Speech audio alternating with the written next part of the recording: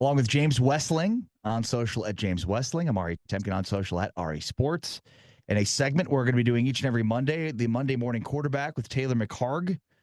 Super excited to have the Big 12 insider Taylor McHargue with us on weekly. What's going on, Taylor? How are you? I'm good. How are you guys doing?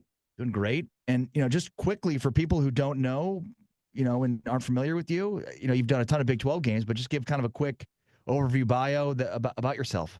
Yeah. Well, from Texas, played at Rice, but was committed to a couple Big 12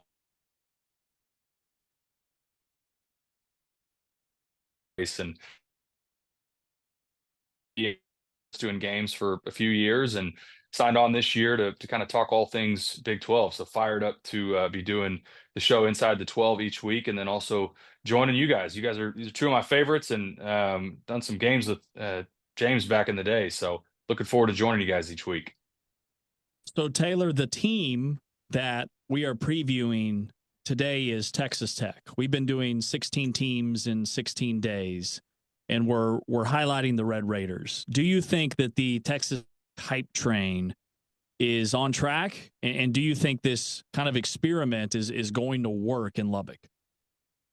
If not now, then I don't know when. For Texas Tech fans, I would say that you should have extremely high hopes going into this season. And for Baron Morton, a guy that's been in that program now, is his fourth year there.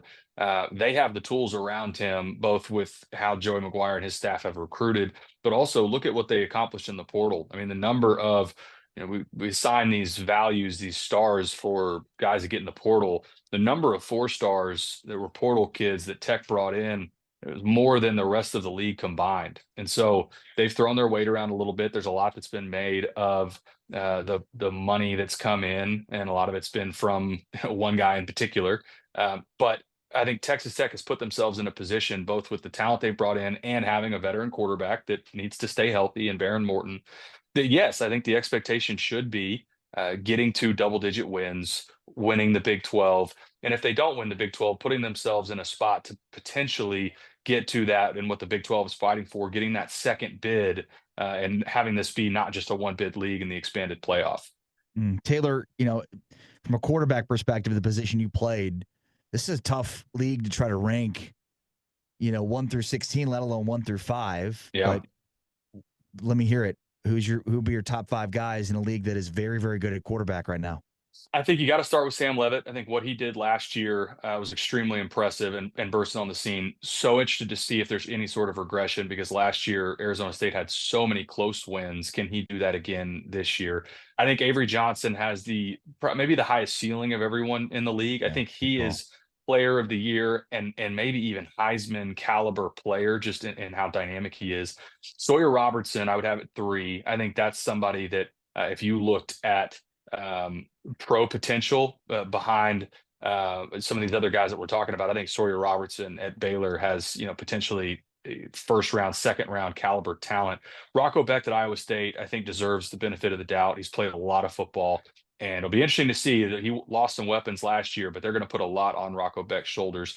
And then a guy that may be a little bit surprising, but I would say Jalen Daniels. And I'm expecting him to have a bounce back from a year ago. If you go back to 2023, burst on the scene, one of the best quarterbacks in the league, making plays all over the place. Last year, it felt like they were in a funk. And I thought that was offense overall with Jeff Grimes, the offensive coordinator that was just there for a year, looking for him to have a bounce back. But he's got as much talent as almost anybody in this league. Taylor, you played the position quarterback, which is why it's so insightful to have you talk about this position. Having Avery Johnson at number 2 is probably higher than I think a lot of people would have him, based off of all the missed reads that he had and the turnovers a season ago. He wasn't quite the same runner. So what do you see that you think will be different for him this year? Yeah, I think me having him at 2 and what I said about his potential, I think that's a lot of what's driving this for me, and the expectation that you will see a major step forward. We put so much pressure on these young guys, and especially the caliber recruit that he was coming out of high school. I know Kansas State fans put the world on him in his first year, and there were moments where he lived up to it. Then there were also some games a la Houston where they go totally lay an egg and he plays terrible. And I thought there were moments where he dropped down to the competition where they're playing teams in the bottom of the league, and he sort of matched that instead of playing at what the standard needs to be for him. But again, I go back to, this is, out of the entire crop of quarterbacks in the Big 12, I would say the guy that, if you told me pick one guy that has a chance to go win the Heisman at some point in their career, I think it's him. Now, he's going to have to clean up turnovers and be more consistent. But this was a young player last year, and I would expect you'll see an improvement there in decision making and timing. And as you can tell, I'm very high on Avery Johnson. What about like Josh Hoover or Baron Yep. Morton? Maybe two guys that are probably, I would imagine, right there at 6 and 7. Yeah, Baron Morton to me is about staying healthy. I think he is reminds me a lot of the quarterbacks from Texas Tech from when I was in high school, the Graham Harrells of the world that maybe aren't going to wow you with a tremendously strong arm, but when he's on, he's one of the more accurate quarterbacks in the league. And then Josh Hoover throws for almost 4,000 yards last year, breaks Trayvon Boykin's record at TCU. And it speaks to the depth of quarterback in this league. We haven't said this yet, but in my opinion, this is the deepest quarterback league in the country, ahead of the SEC, ahead of the Big Ten. When you go top down, even getting into teams that maybe are going to be struggling to make a bowl, but a quarterback like a Noah Fafita. I mean, there are some really good players at the quarterback position in this league. And Josh Hoover has a chance to, I think, break into that upper echelon. That was the guy that I had kind of right there with Jalen Daniels. But I give Jalen Daniels a lot of credit for what he did in 2023 and how well he played even last year in some games that they lost. But Josh Hoover, he's right there for me as well. Taylor, who do you like as maybe a sleeper team that you've zeroed in on that people don't think can compete for a Big 12 championship, but you really like? Yeah, I think, James, you and I were talking about this. I really like Houston.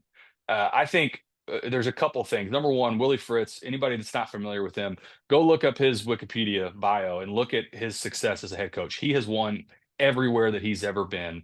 And I also think his quarterback now, Connor Wegman, getting a fresh start and getting out of A&M and moving to Houston and having a coach in Willie Fritz that has said all the right things and done all the right things about buying into him and lifting him up. I think these are all the reasons that, like you mentioned, I'm not picking Houston to win the Big 12 this year, that this is a playoff team. But are they going to miss a bowl? No, I don't think so. And are they going to ruin some people's seasons late in the year? Yeah, they have that capability. And that's a team that I promise you don't want to have on the schedule. We just talked about them a second ago. They jumped up and bit Kansas State last year when Kansas State was making a push to try and get to the Big 12 championship. So Houston would be the team to me that I would have your eye on. And for Big 12 fans, when that game comes up, do not think about them in the way that maybe you did last year of, okay, we'll just kind of roll our helmet out and get a win here. I think that will be a much improved team. Rich Rod is back. What do you think about West Virginia with Rich Rod back? Yeah, I love it. Number one, I think that he is good for the sport. I think he's good for the league. I think, along with Scott Frost, this trend of coaches that maybe went to, for one reason or another, Michigan for Rich Rod, but then Scott Frost, obviously, with Nebraska, where he played. I think it's great that they're both back where they were previously and where they both had a lot of success once upon a time. Rich Rod, to me, is always a team. I've had them a couple times in my time calling these games. Defenses hate to prepare for them because they push tempo so hard. And that's going to be something that, even when, as you're building, and Rich Rod would tell you that there are no building years, they're going to go try and compete day one. But regardless of what the talent looks like for West Virginia, they're going to push the tempo, they're going to make you uncomfortable, and they're going to try and run your defense down. And it's kind of ideal for West Virginia to end up in a shootout. Usually for new staffs, you'd say the opposite. You want to try and play ball control, lean on your defense. West Virginia would be the outlier there. And again, just at a high level, I think it's great for the league and great for the Big 12 and for West Virginia that he's back. Taylor McHargue is our guest, Monday morning quarterback. He played quarterback. He's a television analyst for ESPN and CBS. Taylor, so that we have it on record, okay, we need you to make your pick. Who is going to win this conference? Yeah, I'm going to get some heat for this, I'm sure, from somebody in this league, but I have Texas Tech playing Kansas State, and I have Texas Tech winning the Big 12 this year. and we talked about it at the Open. But if there was ever a year for Texas Tech to take that next step and break through, it's now. Banking on, if you're a Tech fan, that Baron Morton stays healthy. But I've got Tech beating Kansas State and winning the league this year. Same exact championship matchup as James Westling. Somebody else in this room has the same. Oh, let's go. So I love it. nicely done. Tech. I've got Baylor over Tech. Okay, I like that too. Now I'm high on Kansas State because that's where I went to school. So I'm high on Kansas State every year. Something just feels different about this team. I had them with ESPN Radio for their bowl game last year, and we spent a lot of time with Coach Kleiman talking about how much they felt like they left on the table in the month of November, and that was a team that was worthy of winning the Big 12 and at a minimum getting to the Big 12 championship, and how much they stumbled down the stretch. And that's a team and a coaching staff that I also think deserves the benefit of the doubt. I would expect them to be ready. And we're going to find out a lot about not only Kansas State, but Iowa State this upcoming Saturday when they tee it off in Dublin. That game, it's crazy the implications that just one game in week 0 could have. But straight out of the gate, I think this is going to be a really important game for obviously those two teams, but for the league as a whole. What do you think the difference will be in that game, K-State, Iowa State, Farmageddon Saturday? Yeah, that game and these week 0 games, if you go back, I'm going to use an example from last year that wasn't in Ireland, but SMU ends up being a playoff team. They went on the road to Nevada, who was not a good team last year and almost lost and should have lost. And I use that example because these week 0 games, your teams are still, and especially in the transfer portal era, they're so new.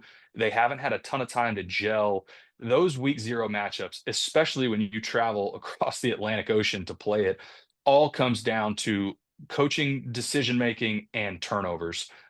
Another example I would use is when Scott Frost kicks an onside kick up 14 when Nebraska was up on Colorado. Those kind of things, you can't have the catastrophic coaching decisions and you can't turn the football over. And I know that sounds sort of coach speaky, but in a week 0 matchup, these are not mature teams yet. And you're not going to put a ton on your quarterback to go out there and be Superman and make it all happen on their own. It's really going to come down to, are there any critical errors, both from, like I said, coaching decisions, and then also taking care of the football. I think whoever plays a cleaner brand of football between these two, I think that's going to be who ends up winning. When it comes to the quarterback position, I'm curious, obviously you rank the top 5, but like stylistically, who are the guys that stand out in terms of just being unique signal callers? Well, Avery Johnson is the most unique because he is the best athlete out of, and there are some phenomenal athletes out of this class, but Avery Johnson is a legit 4-4, get in the open field, and there's very few people on the field that can catch him. I think I'll go back to Sawyer Robertson and I got to spend a little time around him at the Manning Passing Academy this summer. It was sort of striking to me how big he is, his frame, and that's what a friend of mine that's in scouting in the NFL said, look, if there's a guy out of this group that has a chance to really be a big time pro prospect, it's Sawyer Robertson, because of the frame, because of his delivery, and how well he played really in the back half of last year. If he can continue that forward as a true pro prospect, that's also a really good athlete, by the way. But I would say those two, different styles, but those are guys that, and I think that's why, between the three of us here, we've got some combination of those quarterbacks playing for the Big 12 championship. I think that's why those fan bases should be excited about both of them.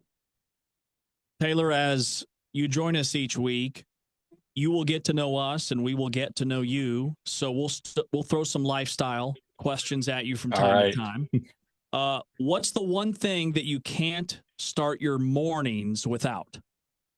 Oh man, I'm a coffee snob. And I have to start every morning. My wife got me this awesome espresso machine. I start out every morning with a double espresso, and Nice. I've also got 2 little kids that I'm chasing around right now, so it's like mandatory. It's the first thing that I got to go get, and I don't get to really enjoy it these days. It's mostly get that thing, mainline it, and then start our morning.